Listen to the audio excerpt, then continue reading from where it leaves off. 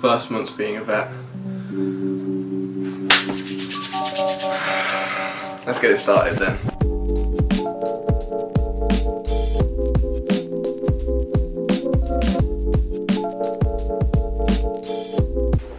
So, haven't done one of these in a very long time. Excuse the face, it's a bit grisly. But I'm recording a video, and the last time I recorded a video was a very long time ago, so I think it's about time that we had a little update in the last, year. It was about a year ago actually. So, what have I been doing? First of all, as you probably guessed by this video, or the title of the video, I'm a vet. So I've been a vet since August, and got everything sorted with the Royal College, and this last year I've just been studying. Had my final year. Had a bunch of exams, had a load of experience in the clinic, and so now it's finally here. So yeah, I finally did it, guys. Just fixed my hair, crumbs. But yeah, I'm here now, and I've already in my 5th week now of being a vet, and I just think it was a good time for me to come back and start discussing, some of the things that have happened over the past month or so, and just explain really what it's like starting work and doing the real thing that I've been working towards for the last 6-7 years, and then before that with experience and something that I've wanted to do since I was 4 years old. Starting with practice. So one thing I need to tell you is that where I've started working in Birmingham is a place I did work experience beforehand as part of my final year. So I'm an exotics vet. Exotics and small animal vet, so I see a wide variety of animals, and I'm so blessed to have that opportunity, because there's not many places in Birmingham that do that and will have that particular bespoke variety of cases. To arrive at this point where I can see lizards and birds, I can see ferrets, I can see rats, I can see rabbits, I can see guinea pigs, and I can see cats and dogs. I can see pythons, iguanas, sugar gliders, everything. I'm just so very blessed to be in this position, and it's great to be here. But what's it been like working as a vet? Now, because I already know everyone at the clinic prior, I've been offered a golden opportunity to work in a clinic with a group of people that I click with. So it's such a blessing to have the opportunity. And I know a lot of people will be going into clinics where they're not sure of who they're going to be sharing a space with. They only know very little based off interview and knowing if they fit within that. And I haven't had that hurdle to jump over. So I think that's a huge part of why I'm so happy in the last month. But when it comes to the clinical side, it's been tough. It's been tough. One thing that you do learn from practice is things like you start to have to apply the information that you've learned theoretically, and I think a lot of vets say this. A lot of the information that at vet school doesn't directly apply. It can be useful to understand it, but it doesn't directly apply, because you have to have that information readily available within 5, 10, 15 minutes of a consult, or within that particular point when someone says, can you use this and this? Sometimes some of the more anecdotal information of that drug may be worthwhile knowing, but there are going to be parts which you learn with so much depth, whether it's a pharmacology exam or parasitology. Knowing some of the small little or the minutiae of some of the things that you were taught in depth at veterinary uni or vet school, it's worthwhile knowing, but having it readily available, there are other bits of information which you have to prioritise.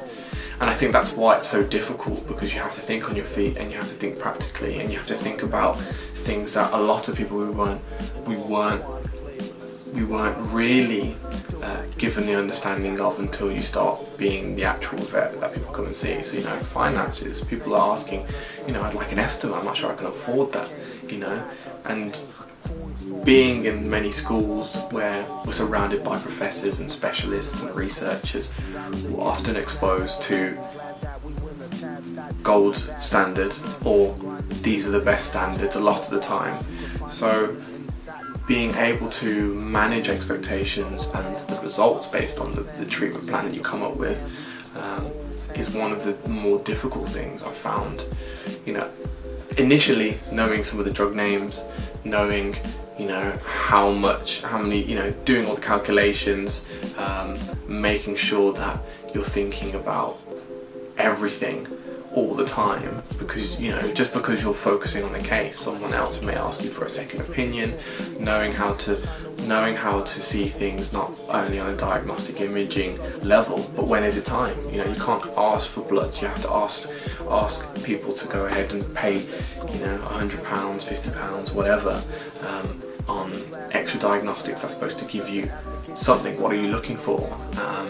And work in a direction of further diagnostics or minimum database information, which you hope is going to give you something. You can't just do it as a default, because some people may not be able to afford it, some people it may not be necessary, and maybe you don't need to always go for the gold standard from the very center point or the very start point of your treatment plan. And I think that's been the difficult thing to adjust to.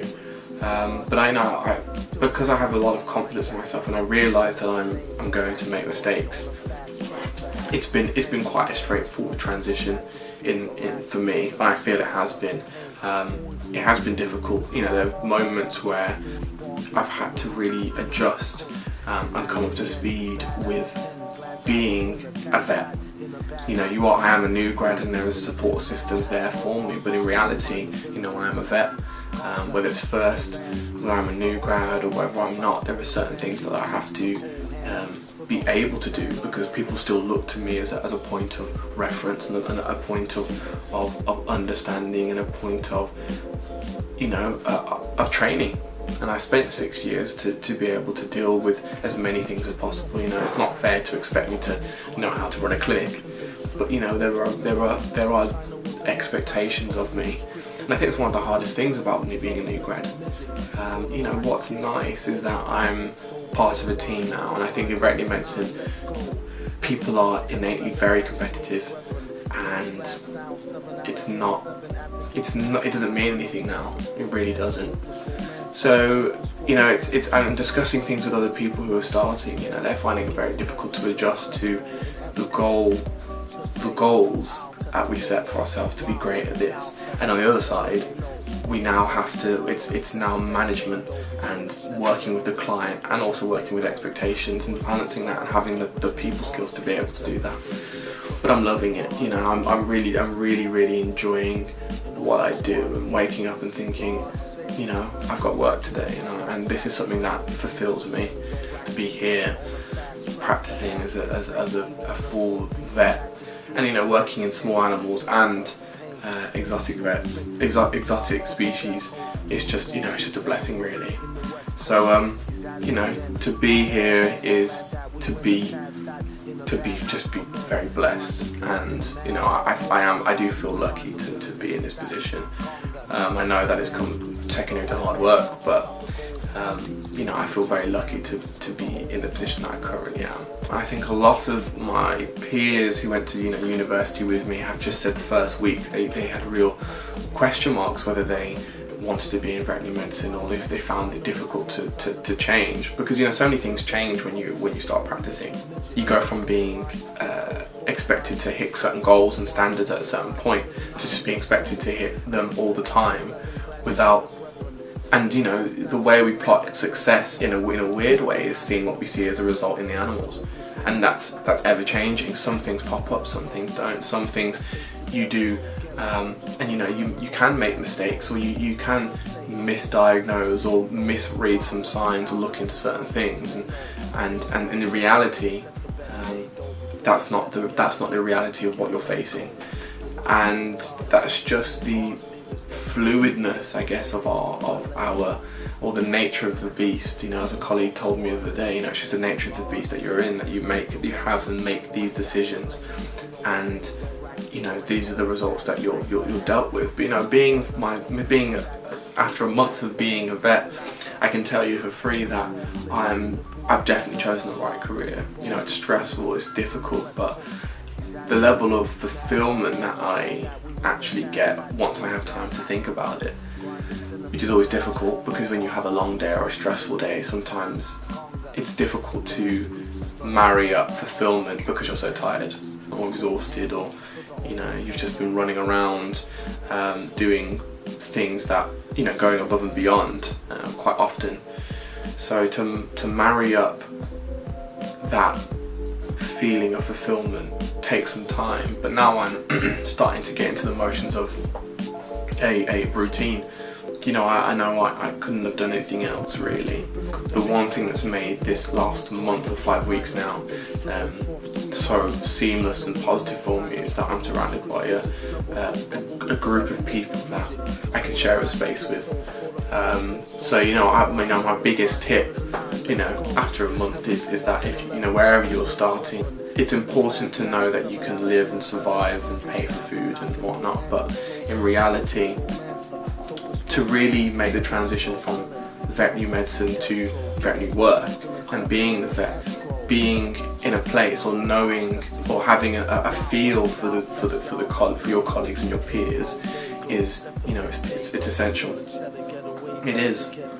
You know, I know there's been times this month where I've just felt very, not even jaded, just a little bit removed or a little bit in a daze, and to know that I can, at times like that, my peers will step up in more ways than one and you know, try and give me the reassurance that they think I may or may not need at that time. It has been pivotal, but it's hard work. New grads need to be very clear that just having the faith within themselves. You know, if you don't know something or you're really struggling, you do have to ask for support, and you know, hopefully that support is offered to you. But also on top of that, having confidence. You know stuff, you've been studying this. You know, my course is 6 years. You know, I studied a year before I started veterinary medicine, so you know, it's 7 years of being around this type of research or this information, and so to arrive here now, I have to have some faith in myself, and as a result I'm building confidence because I'm making decisions for myself, and you know, more times than not they're turning out right, and I can see the results. You know, not all of them have been perfect, but you know, that's part of the learning process. You know, I've had so many moments where I've just thought to myself, I know this is right, I just need to have the confidence to commit to it. And you know, having support and asking around and realising there are pockets of information that I know that I can share with my colleagues, and they're willing to listen because, you know, they have faith in me, they know that I have that skill set. So you know, my first month has been very positive. My biggest thing that I can share with new grads is go to a place where they are committed to looking after you and supporting you during that process of adjustment. You know, I remember Kat the vet mentioned that she said that, you know, one of the things that she would like people to do as new grads is, you know, in the first 6 weeks have an extended break. You know, just do it in somehow, and I you know, with holiday, I've actually managed to, you know, take a break after about 8 weeks.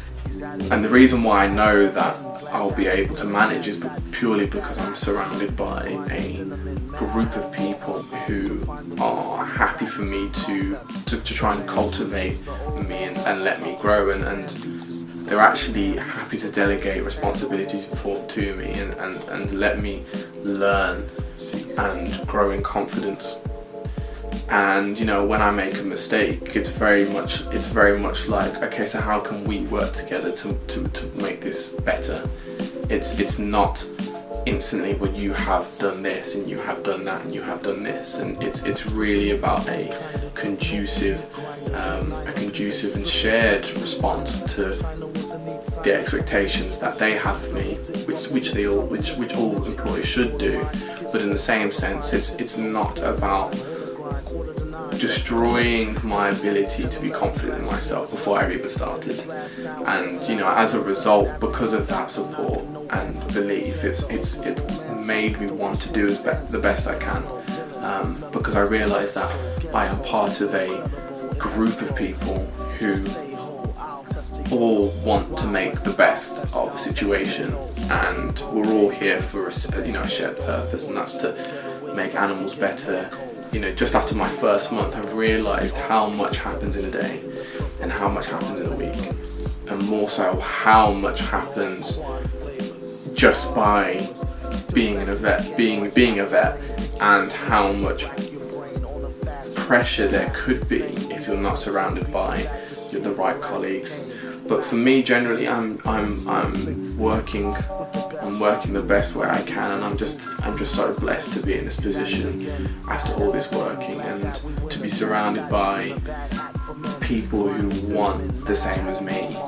And you know, we all have different ways of doing it, but want the same as me, and you know, but also want me to do the best I can for myself. It's just a blessing, and that's not just vet nurses. You know, it's the receptionists. It's, you know, everything from top to bottom.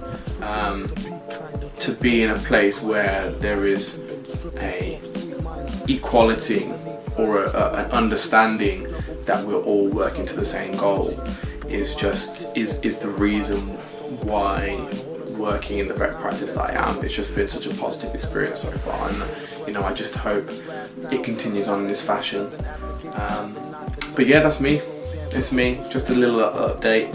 First year in a vet practice, and you know, I'm hoping to create more content. I'm going to do some writing and see where we go. I do apologise for this bush that's on my face, and yeah, so we're gonna take it from here, and then hopefully I can keep up and continue to do this when I have the time, and start creating content that you guys want to see, and have an insight into what it's like to be a vet from the epicenter, or the very start point of being a new grad, and hopefully, you know, start a long process from now. So if you're watching this, if you're a vet or you want to be a vet, then by all means, this is just my view of what it's like to be a new grad in the first month. So yeah, okay guys, I'm gonna leave you to your days. So yeah, fingers crossed that this is the start.